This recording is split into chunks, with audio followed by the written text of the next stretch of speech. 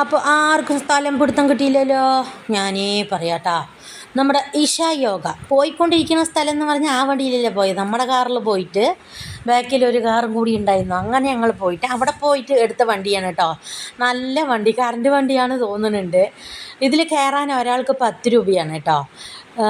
കാളവണ്ടിയിൽ കയറാനും 10 രൂപ, ഈ കറണ്ട് വണ്ടിയിൽ കയറാനും 10 രൂപ. അങ്ങനെ അതിൽ കയറി ശിവൻ്റെ അവിടെ എത്തിയിട്ടാണ്. ശിവൻ ഈശ യോഗ അവിടെയാണ് പോയത്.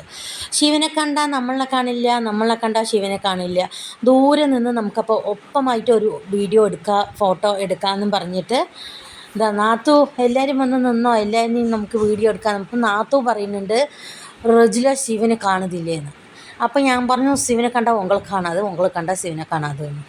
ശരി നമുക്ക് ഒറ്റയടിക്ക് ഒപ്പം നിന്ന് ഇറക്കാമെന്ന് വിചാരിച്ചിട്ട് അങ്ങനെ അത്താവും മകളും കൂടി വീഡിയോ എടുക്കുകയാണ്, ഫോട്ടോ എടുക്കുകയാണ്. അപ്പോൾ സ്റ്റൈലായിട്ട് കുറച്ചൊക്കെ എടുക്കുന്നുണ്ട്.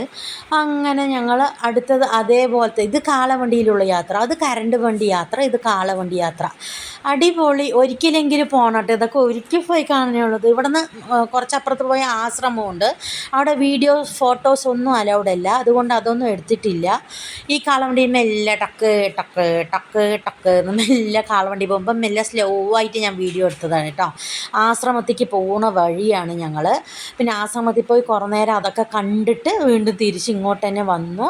രാത്രിയത്തെ ലൈറ്റ് വെളിച്ചമൊക്കെ കണ്ട ശേഷമാണ് ഞങ്ങൾ മടങ്ങിയത്. അങ്ങനെ ഒരു അടിപൊളി ട്രിപ്പ്, പെട്ടെന്നാണെങ്കിലും ഒരു അടിപൊളി ട്രിപ്പ്. ബാക്കി അടുത്ത പാർട്ടിലിടാലോ.